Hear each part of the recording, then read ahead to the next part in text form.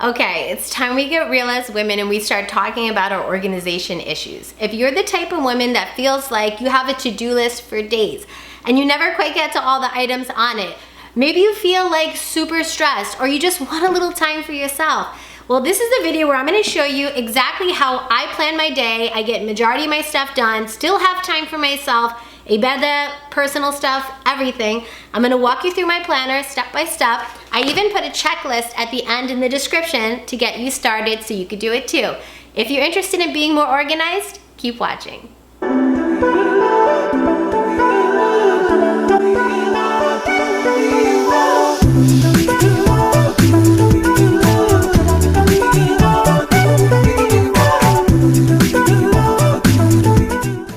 How do we live a modern life and still live each day by the Sunnah?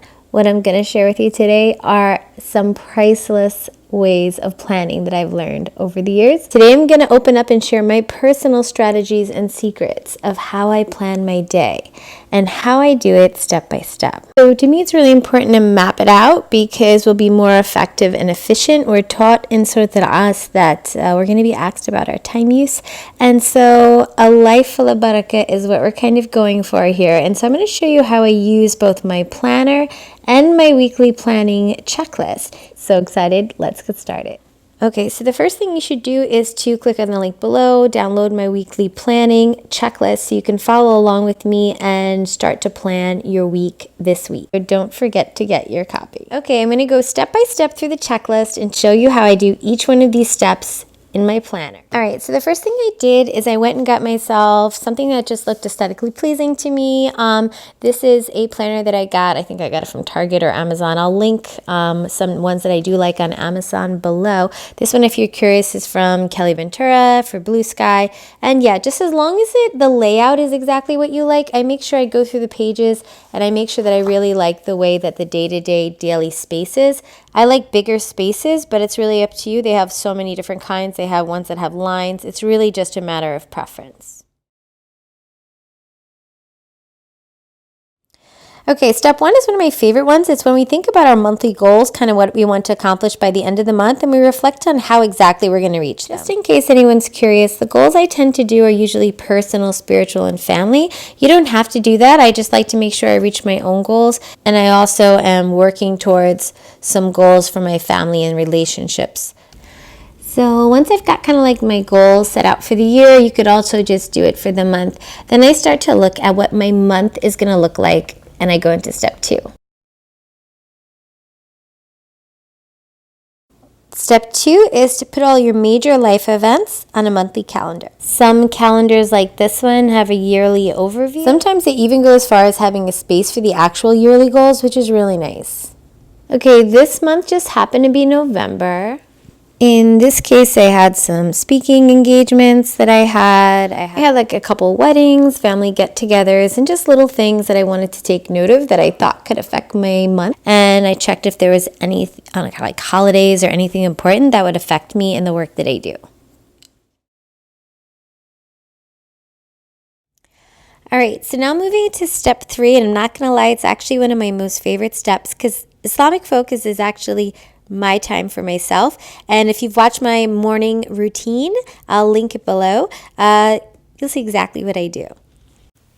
Okay, so I tell everyone is resist the urge to just put anything into your week, like all the stuff you're excited about or you just like, don't even want to deal with. So what I like to do is I actually like to take my box and I like to break it into 3 boxes. I'm a time blocker. I'm not like a schedule by the minute person. That's just me. You could totally do that.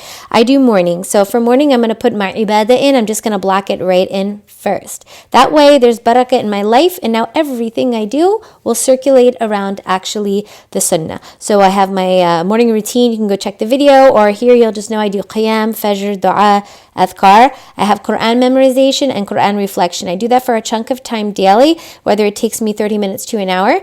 And then I plug in my times for the rest of the salah, and I'll put the exact times next to them and just some adhkar in the evening.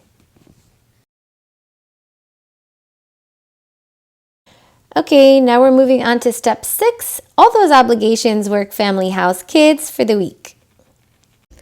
Okay, so just sharing some things I tend to put in here. So I put all my ibadah, and now I wake my children at 8 a.m. I give them breakfast, and I begin lessons because I homeschool them.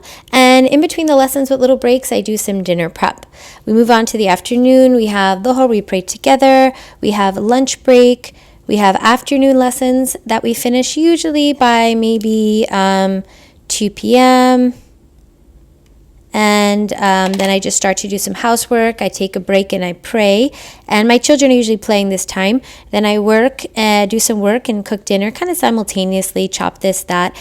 And I finish and clean up. Maybe kids will take a bath or brush their teeth. And then Maghrib will come in the evening. Then usually I do some more work around this time. And actually maybe we put in here that we will eat together. And then we'll pray. Kids go to bed by 8 p.m. I'm super, super strict about that. I do a little bit more work, and that's everything in terms of my obligation. All right, so now's the part I enjoy again. I get to step number 5, where I plug in the downtime for myself and my family. Okay, so I just wanted to hone in right now on kind of like the free time. So I usually love to journal, and I love to have free time to myself. So usually that's why I wake up so early, because kids do not bother you in their sleep, right? So between 6 and 8 a.m., that's when I have the biggest chunk of free time to myself. I mean, honestly, all of this is free time. It's like 3.5 hours sometimes of free time, because I wake up about 4:35 a.m. And here it's kind of all obligation, nothing super fun for me. But when I get to the evening, because I finish cooking so early and things, then I usually have plugged in time to play with the kids. Always, you have to put in time for that. It just really helps with their mood, psychological self-esteem.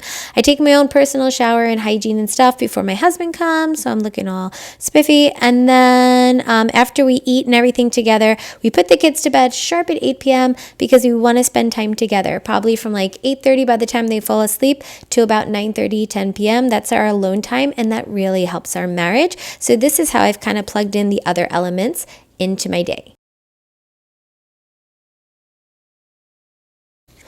Okay, this is probably the most critical step, and the one that I take super seriously is consistency in reviewing your progress daily, or at worst, every 2 to 3 days. So usually what I do is about the end of the day, I will look over what I did, and I'll start to check off, yes, I did it, and I prayed on time, yes, yes, we ate, yes, I got a shower. I might make a note to myself about something like I should have made sure I purchased something over here because I didn't have everything I needed, or maybe something with the housework. I'll make an asterisk or something like that if I need to. But mostly I'm just sitting here and I'm checking off if I did everything. If I notice anything went horribly wrong, I'm going to make a note to myself either here or when I get to the following day, I'm going to make sure that I carry something over I didn't get to finish into the next day.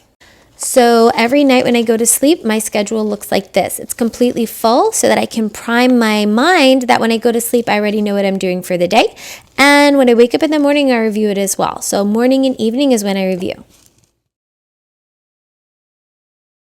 I'm really excited about including this bonus tip for you guys. If you desire finer detail, like that wasn't enough for you, fill out the chart that I have in the page that comes after this one, and I can do things by category. Okay guys, I hope that was super helpful. Don't forget, if you want to hear this maybe a little more a couple times while you're driving, you can go to my podcast. I linked it below, called Hold It All Together. You heard the same thing there.